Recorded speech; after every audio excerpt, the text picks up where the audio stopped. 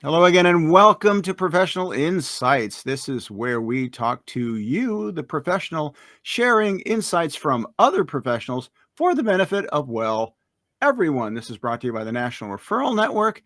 And today we're talking to Eunice Clarke. We got a lot of Clarks here today. Eunice is the founder and CEO of Clarke Executive Services Group. They are a business operations consulting firm, and they help business owners, well, among other things, stay in business. They help them prosper. They help business owners make the most of what they've already built and experience the reasons that they started the business in the first place. And so, I'm happy to talk to you. We were doing some sort of off-camera prep earlier. We're going to talk today about essentially how to avoid hiring the wrong people, how to hire the right people, and how to keep them. So let's jump right into this. Commonly, why do business owners start out often by hiring the wrong people? First of all, thanks for letting me join you again. In doing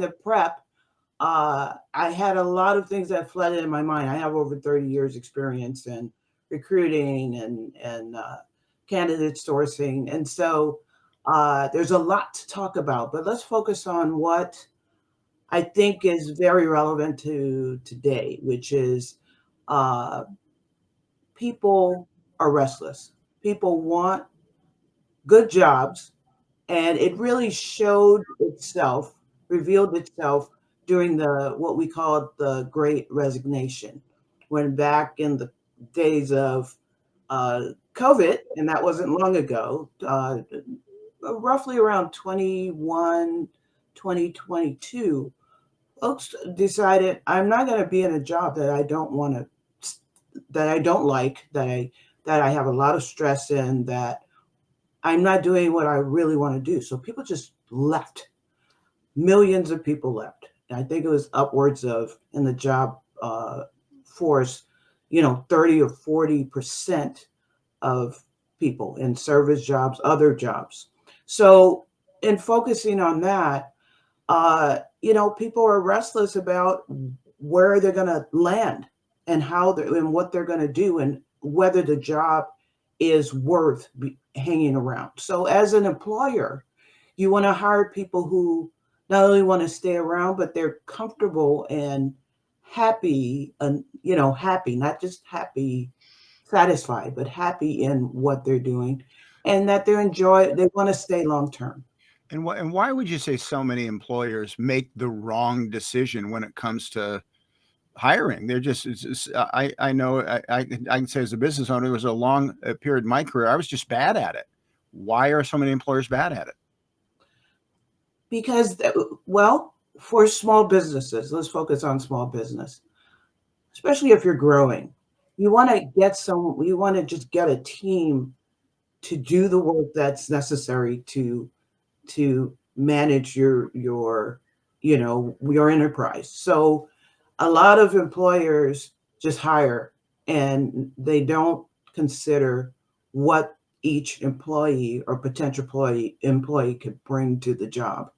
Now, why, So why, why is that exactly? Are they looking to because just they're in a hurry, they they're want in to a hurry? hire They want to people. do it on they want to do it on the cheap. They want Well, they do. They want, well, it's not just when you're doing it cheap. There's a lot of folks that I work with now who they're not being cheap. They just want to hire quickly. So you heard that old adage about hiring slow and firing fast. right. So they're It really impatient. does pay off. So they hire.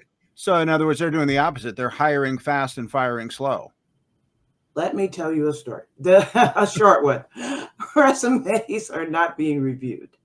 So I brought up my experience of recruiting because I go through thousands. I've gone through thousands of resumes, and during that time, I'm looking for a lot of things that tells me whether that person is the right fit for that employer. Okay, and that includes longevity in past jobs. The right fit is more than just they are nice. A lot of people are that way.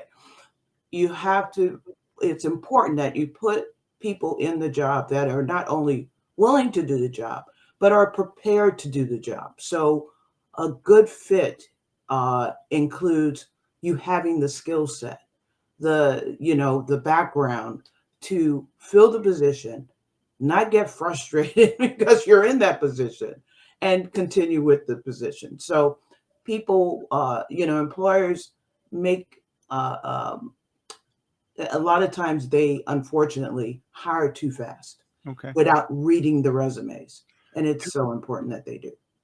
And what are today, you mentioned COVID and the Great Resignation and really this sort of reconfiguration of really work.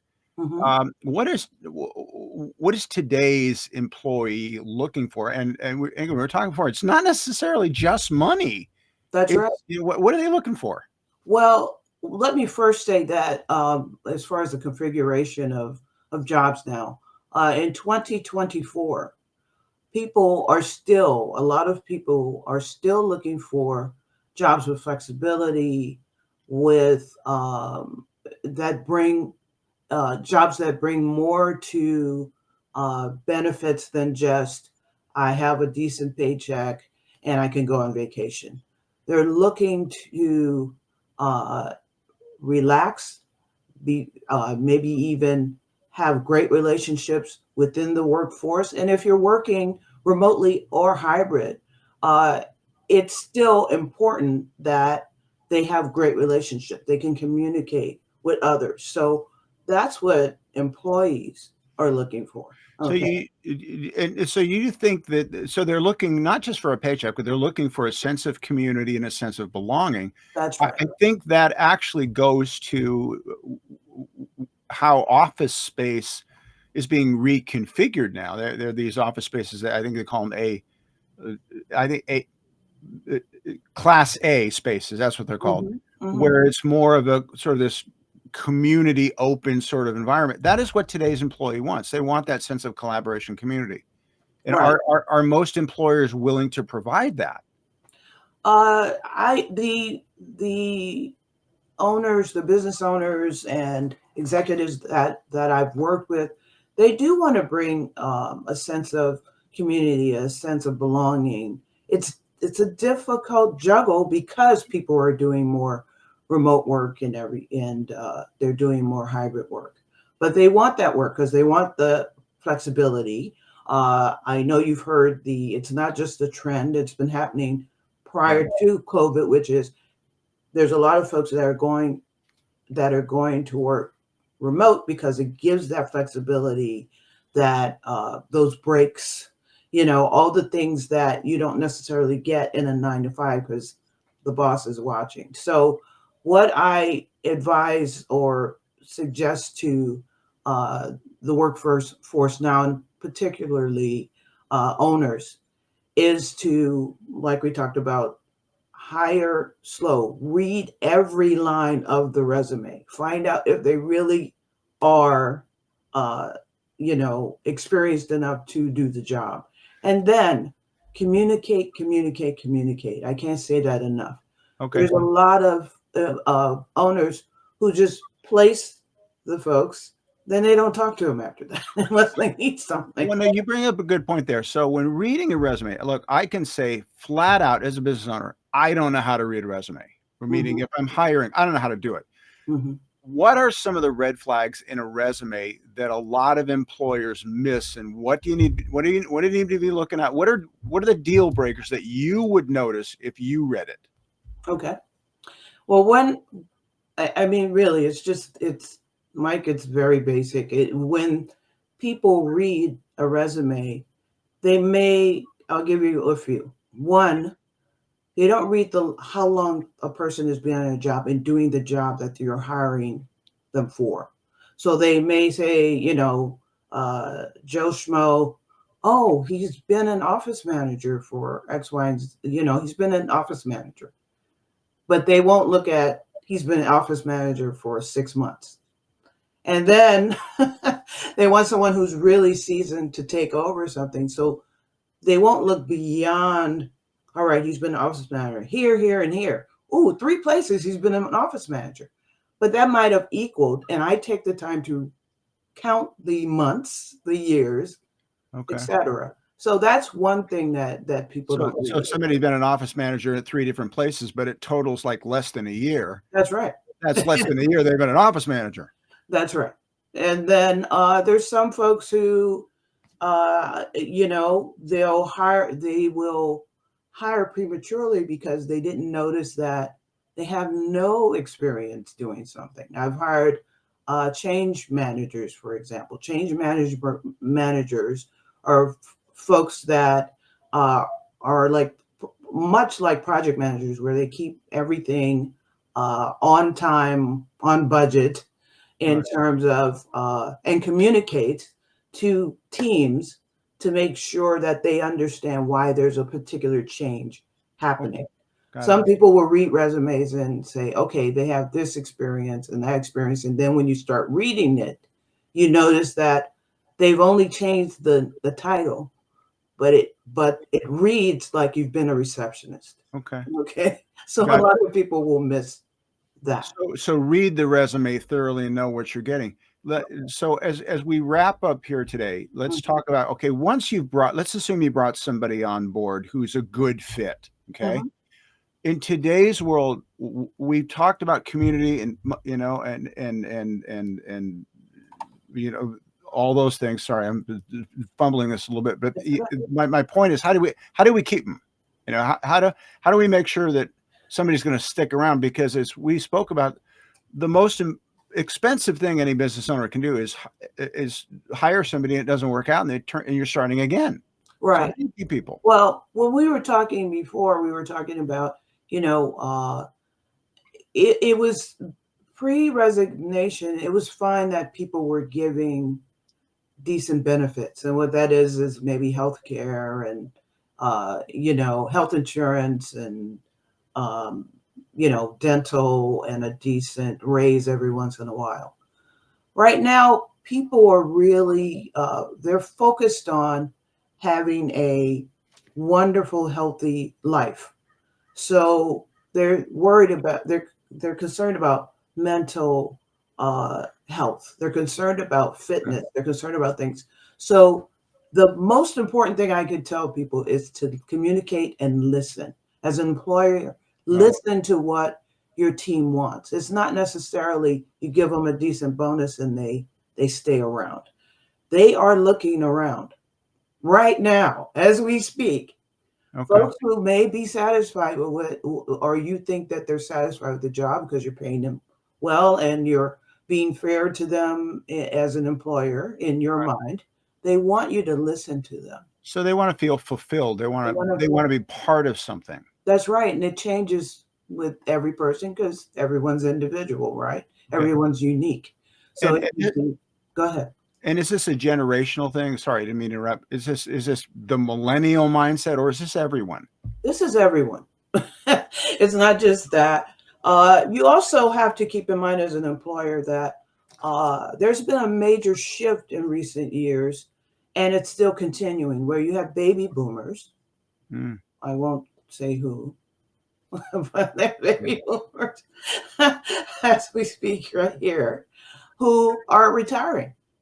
They're done. And so the way that employees or potential employees value their jobs is not the same. It was, the baby boomers and generations after that, the millennials are actually older now, right? So they're even edging 40, they're the pushing 40. millennials. Yeah, yeah. So those folks are looking for something totally different. So it's not your moms and pops uh, expectations anymore. Right. You must listen. You must, as an employer, and you must communicate. And also, you talked about sense of community. Even in a hybrid, remote, and you have some folks that are going to be on campus, as they call it, in the offices, they still have to feel they have a sense of community. A lot of Mm, people drop off on jobs because they don't realize that okay. how isolating remote can be or even hybrid can be. So feel like they're coming together and people are communicating. You bring up a good point. In a virtual TikTok instant gratification world, people are looking for fulfillment more than ever, it sounds like. And community. And Although community. they're asking for remote, maybe, or hybrid, Right. they still are wanting to reach out to others. So I would encourage folks that once you are there, that you devise a plan that would allow for a sense of community. Cross training is good. Working with others is good. Building smaller teams within the team, communicating and finding some sense of leadership within the jobs, each job from receptionist on up, that someone should feel that they are leading or contributing to the whole of the business. And that's a great point. And as we end here today, I want to say that your firm is an operations consulting firm, and you help businesses figure out all of what you just talked about, how to figure out how to make all of it work so that the business runs the way that it should. And I want to see if my guy with the crawl, look at that. It's just like magic. There is your website if you want to know more about what she and her firm does. There you can reach out to her. This is, of course, brought to you by the National Referral Network. And the last thing I want to ask, just say a couple of words, Eunice, about how important it is to have connections with other professionals, because we can't be all things to all people. Okay. You're always sourcing work to other professionals. The National Referral Network is a resource pool, of course, that you can use and are a part of. How important is it to have the right, as we end, how important is it to have the right team members doing the right stuff? It is so important for team members to do the right stuff, but for NRN, it's invaluable. I mean, it 10 times up, just incredible to communicate. We were talking about communication and community. It's important to have community, and NRN does that with bringing together highly successful, wonderful folks that I've had the opportunity to meet. So I'm very appreciative of that. And that kind of sounds like that's the theme of our entire talk today, is community. Community. And how everybody wants connection and community. We're all helping each other. Really appreciate your time this morning. I thought I learned a lot just listening, and a couple of things I never thought of. There's so much more. There's so much. There is. We'll get to that. We are here every Tuesday morning, same time, same station. If you you can subscribe, all that stuff I'm supposed to say at the beginning, I'm saying at the end. Like and subscribe, and we will be back next week. Thanks, everybody.